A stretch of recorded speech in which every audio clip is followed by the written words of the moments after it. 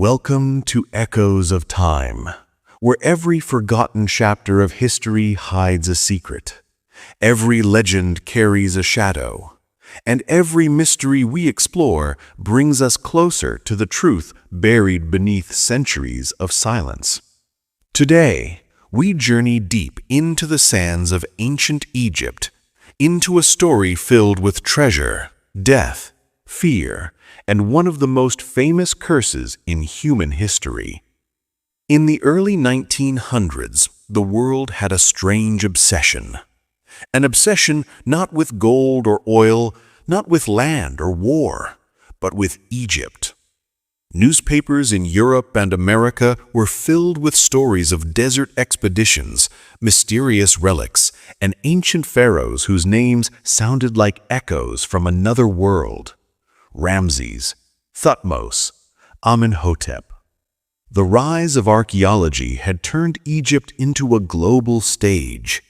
Every explorer wanted to be the next big name, the one who uncovered history's greatest treasure.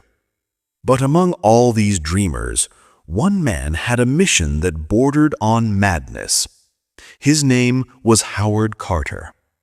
Born into a simple family in England, Carter wasn't from a wealthy background. He didn't have a university degree. He wasn't trained in the classic European schools of archaeology. But he had something stronger, a relentless obsession. Ever since he was a young man sketching artifacts for other archaeologists, Carter believed that somewhere beneath the sands of Egypt, buried deeper than anyone had reached, rested the tomb of a forgotten king. A boy king. A mysterious figure. A pharaoh erased from history. Tutankhamun. But Carter wasn't the only man involved in this destiny. To turn his obsession into reality, he needed money. And that money came from a wealthy English aristocrat, Lord Carnarvon. Lord Carnarvon loved adventure. He loved travel, and most of all, he loved the idea of being part of a historical discovery. Together, the two men formed a partnership that would change history, and perhaps even awaken something ancient. 6 years of nothingness. From 1917 to 1922, Carter's team dug endlessly in the Valley of the Kings, an ancient royal burial ground in Luxor.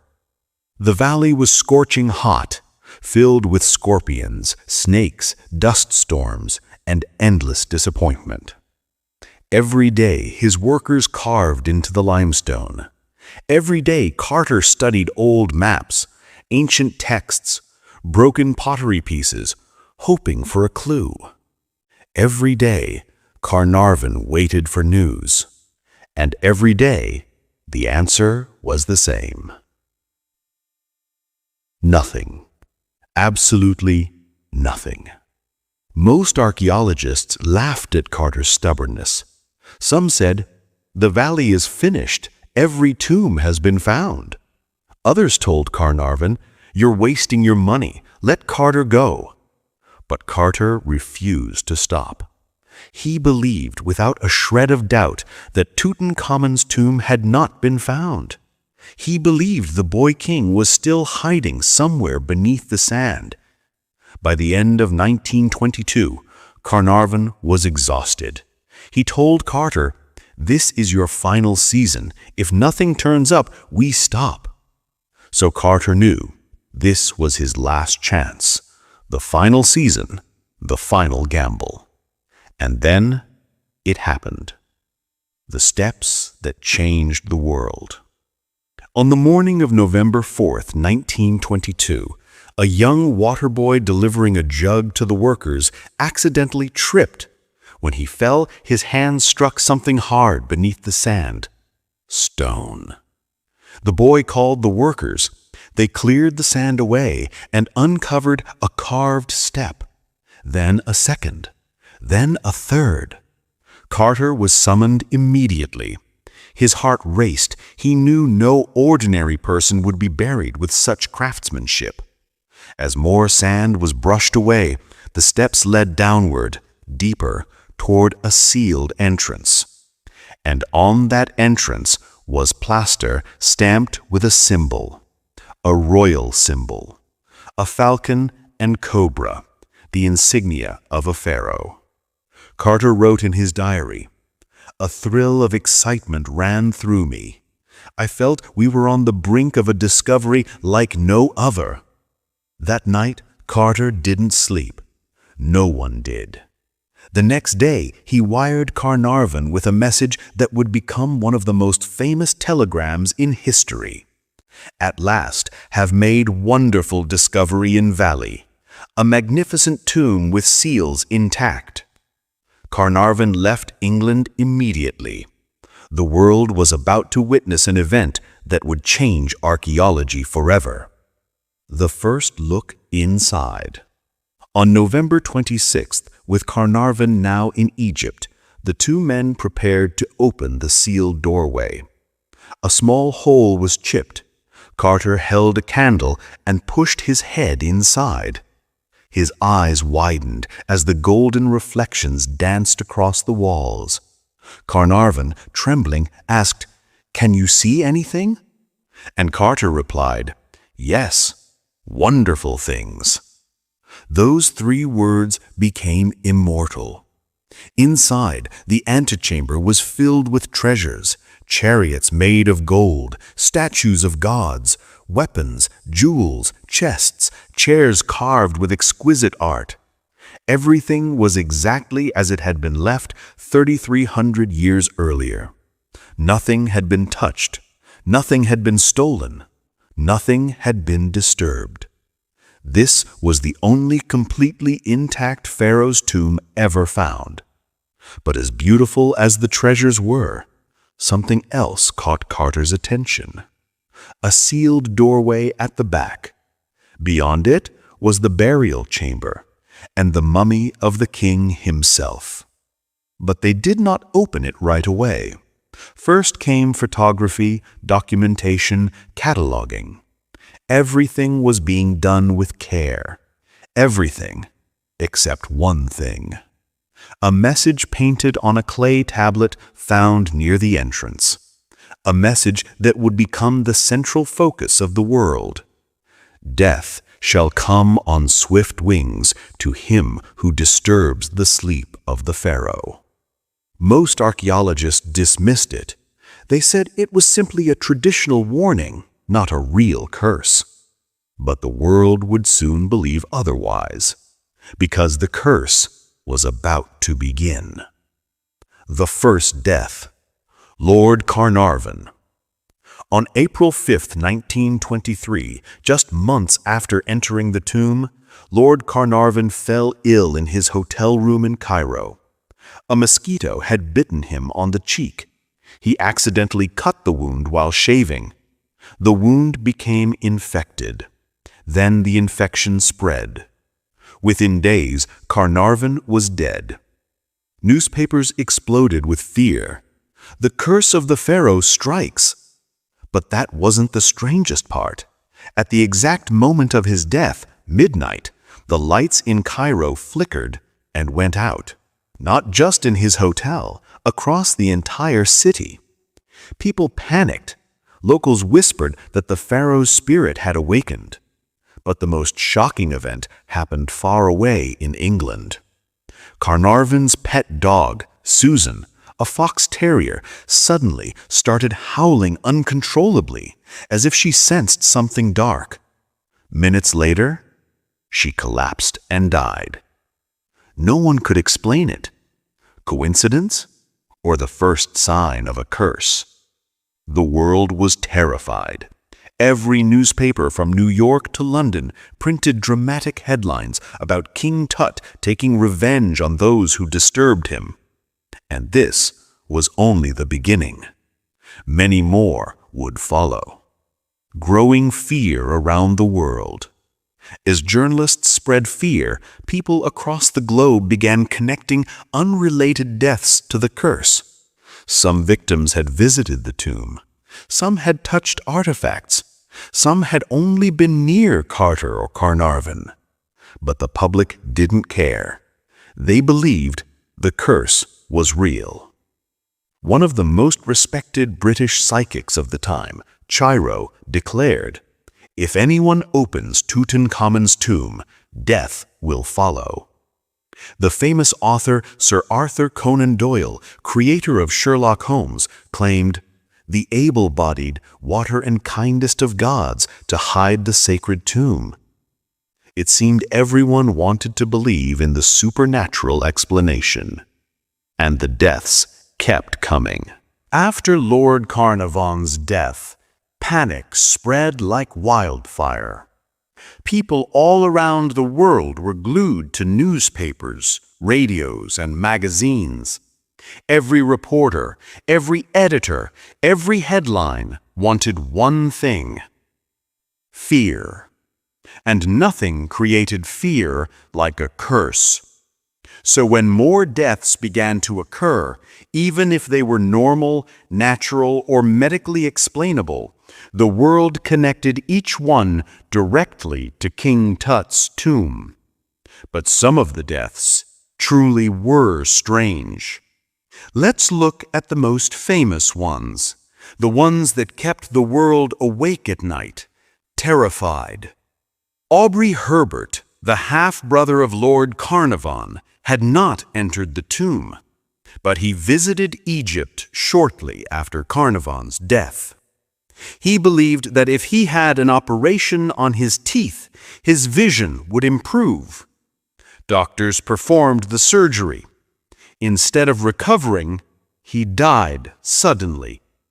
The public said the curse claimed another member of Carnarvon's family.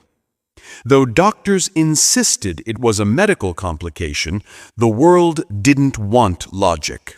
The world wanted mystery. And the curse became the answer to everything. George J. Gould, a wealthy American railroad tycoon, visited the tomb simply out of curiosity. He did not touch anything. He did not stay long. He only walked inside, looked around, and left. But soon after returning to his hotel, he developed a fever. The fever worsened. Doctors were confused. Within days, he died. Newspapers declared, "Tutankhamun strikes across the ocean." Millions believed the curse was no longer local. It could reach anyone, anywhere. Captain the Honorable Richard Bethel, Carter's personal secretary. Bethel was Howard Carter's assistant, trusted, intelligent, loyal. He had been present during the cataloging of the treasures. One morning, he was found dead in his bed at a Mayfair club in London. Cause of death? Sudden heart failure. But because Bethel was young and healthy, the press said, "Yet another victim of the Pharaoh's wrath."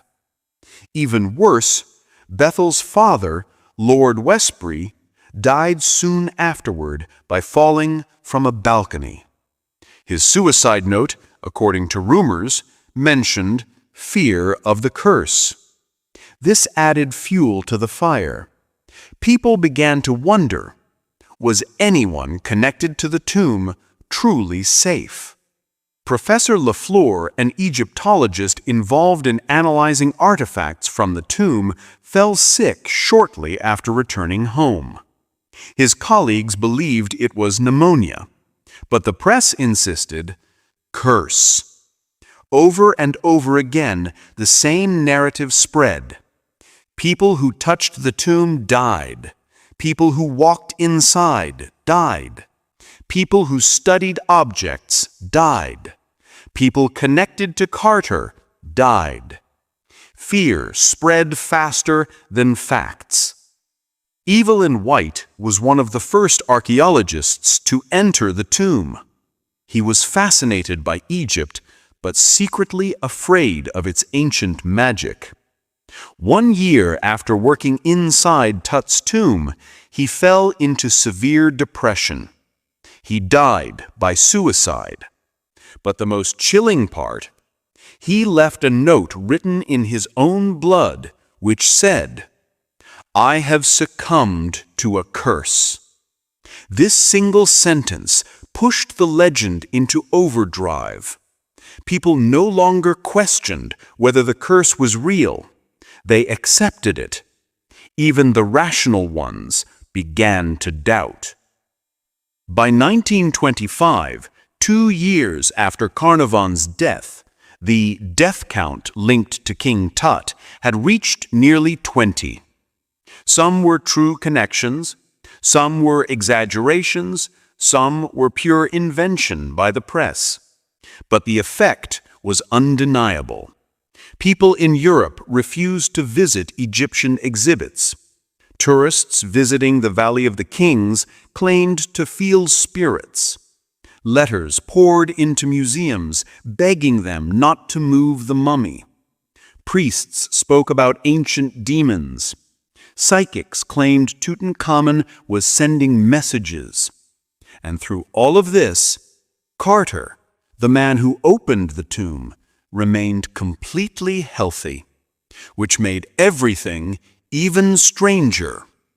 How could the man who touched everything, survived everything, be unaffected? Was he protected? Lucky? Or was the curse not real at all? Carter himself never believed in it. But privately, he kept secrets. Secrets he never told the public. Years later, Carter's private notes and diary entries were examined, and in those pages were stories he had kept hidden, stories that made even skeptics uncomfortable. The sounds inside the tomb. Carter wrote about hearing footsteps, faint voices, and soft breathing sounds inside the sealed tomb when no workers were present. He dismissed them as echoes, but they frightened him. The Cobra Incident. Shortly after opening the tomb, a cobra, the symbol of the pharaoh, entered Carter's house and killed his canary. Local Egyptians were terrified. To them, this was a clear sign. The pharaoh has sent his snake to warn you. Strange scents. Carter noted the smell of lotus perfume, incense, and burning oils inside the tomb, even though these scents hadn't been used for thousands of years. Objects moved on their own. He wrote that small objects in the tomb, feathers, pieces of linen, small amulets, were found in different places than where they were placed. Workers denied touching them. A flicker in the burial chamber. Carter saw what he described as a blue shimmer of light inside the burial chamber on 2 occasions. He did not share this with anyone during his lifetime. Was it imagination? A trick of light? Something else? No one knows. The Egyptian belief in ancient curses. To understand the curse of the pharaoh, we must understand ancient Egyptian belief. The Egyptians believed in the Ka, the soul that stayed near the body after death. The Ba, the soul that traveled between the world of the living and the dead. The Ak, the eternal spirit, powerful, divine, and eternal. When the tomb of a pharaoh was disturbed, they believed the Ka became angry, the Ba lost its peace, and the Ak unleashed its powers. The priests placed rituals, symbols, and spells on tomb walls. These were not movie curses. They were spiritual weapons. To Egyptians, disturbing a tomb wasn't just an act of disrespect. It was a disruption of the cosmic order. Some inscriptions found near other tombs read, The one who breaks this seal shall meet death by disease. And eternal fire shall consume he who enters. So whether or not Tut's tomb had a written curse, the belief itself had ancient roots. And beliefs often create powerful realities. Was it all psychological? Fear can kill. Doctors, psychologists, and historians proposed a theory. The fear of the curse weakened people's health. This is called the nocebo effect, the opposite of the placebo.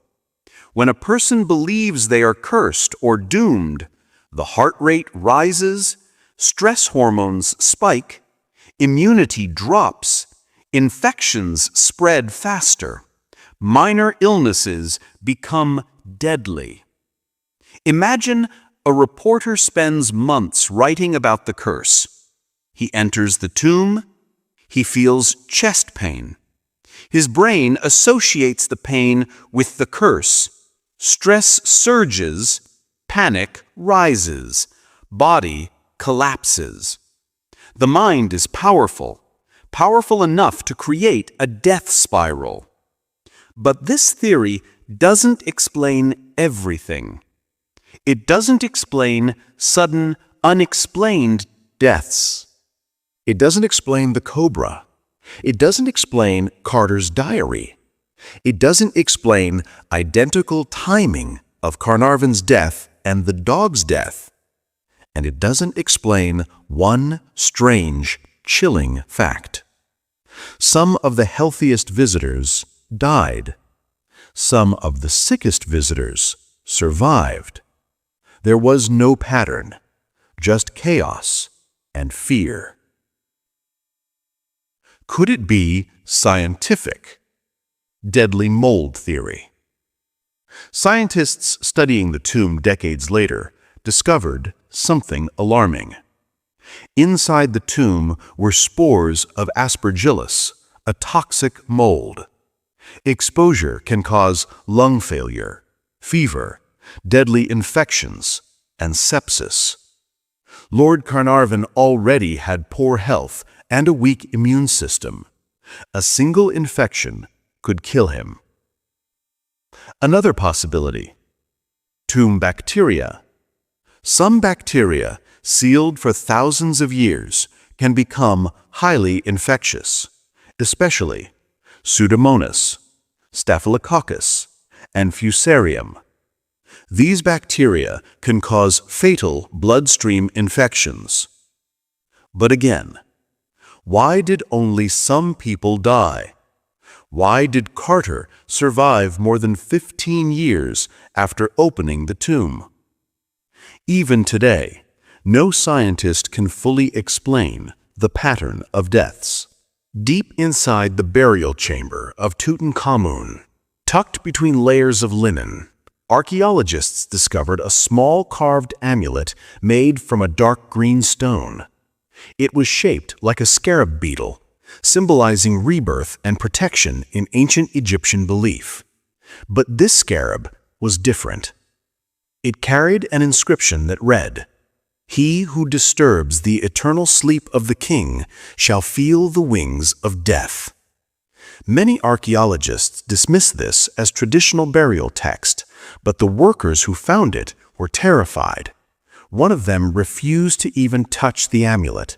Another claimed he felt a sudden burning sensation on his fingers, as if the scarab were alive. What made the amulet truly mysterious was its placement. It wasn't found with the rest of Tut's jewelry. It was hidden, intentionally, almost like a final line of defense.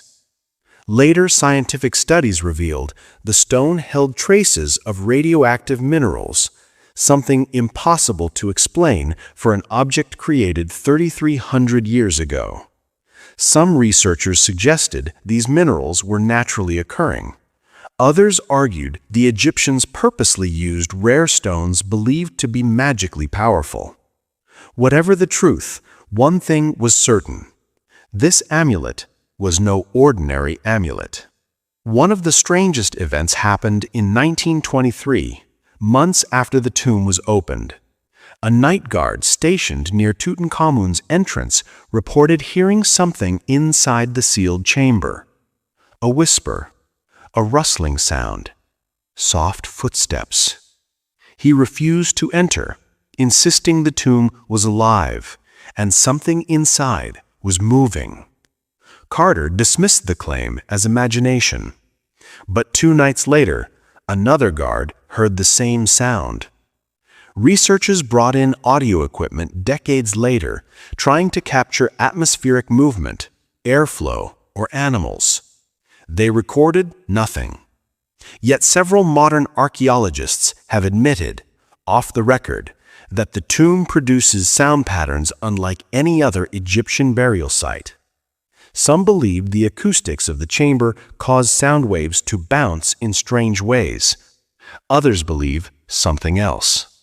Something conscious. In 1923, an American photographer named James Breen captured the most controversial image connected to Tut's tomb. While photographing the burial chamber, he noticed something unusual in one of the plates.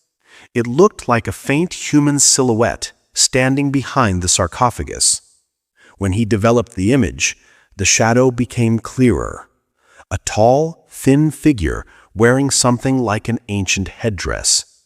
Experts accused him of double exposure. Breen swore it wasn't. He destroyed the negative out of fear, but the single printed photograph survived. Those who examined the image later claimed the shadow resembled depictions of Akhenaten, Tutankhamun's father. But Akhenaten wasn't buried in the tomb. So who or what appeared in that photograph?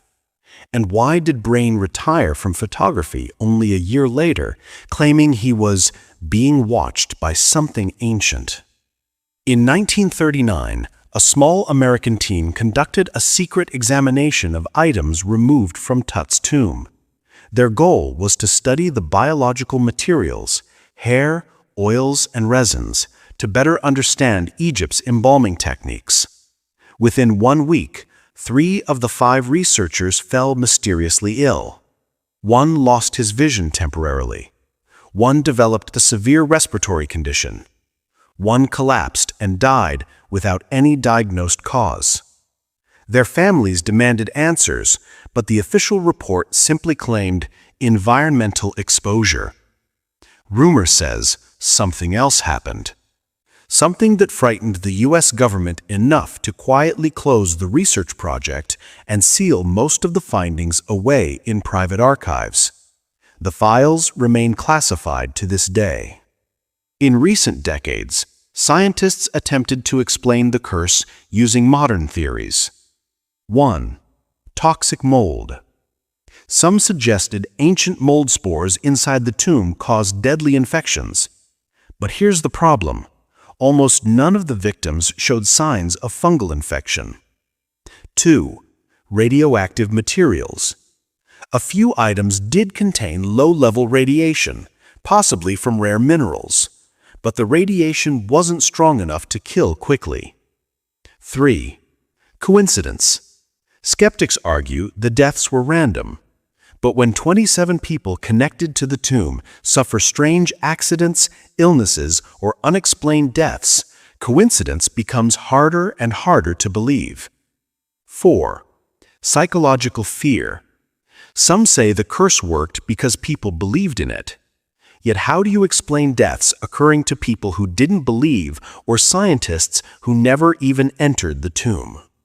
In 2005, CT scans of King Tut's mummy revealed shocking details. He had a broken leg, possibly from an accident shortly before death. He had a severe infection. He had genetic disorders caused by royal inbreeding. But then something unexpected emerged. A strange residue inside the mummy's wrappings. Tests showed it wasn't fungus, resin, or embalming fluid. It was unknown. A compound not found in any other mummy from any other Egyptian tomb. Some theorists believe it was a protective substance, a kind of ancient biochemical trap designed to unleash disease or toxins if the body was tampered with. Others believe it was ceremonial, but the truth remains hidden. The Egyptians believed in magical curses, but they also knew exactly how to kill.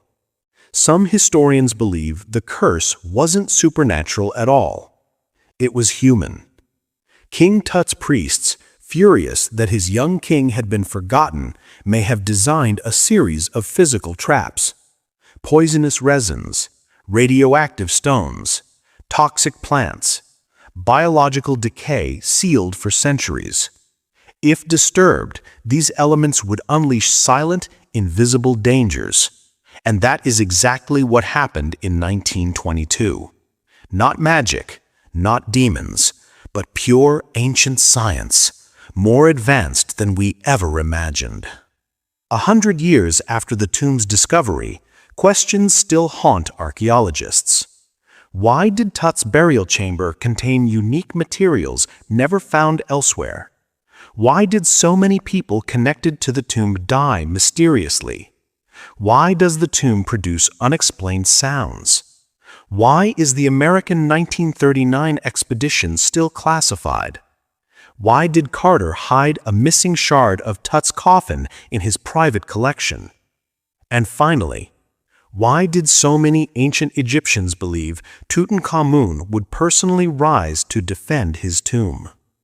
Even now, visitors to the Valley of the Kings report strange sensations near Tutankhamun's burial site. Unexplained chills, sudden dizziness, hearing whispers, feeling watched. Tour guides have strict rules. Never touch the walls, never enter alone, and never stay after dark. Whether the curse is real or imagined, one thing is certain. King Tut's legacy refuses to sleep. To this day, his tomb remains one of the most dangerous archaeological discoveries ever made, not because of what was found inside, but because of what was awakened. Thank you for joining us on this journey deep into one of history's most mysterious legends. If you enjoyed exploring the secrets, the curses, and the unexplainable, make sure to like the video, subscribe to the channel, and turn on all notifications. Because here on Echoes of Time, every story hides a truth, every mystery has a shadow, and every legend is waiting to come alive. See you in the next chapter of history.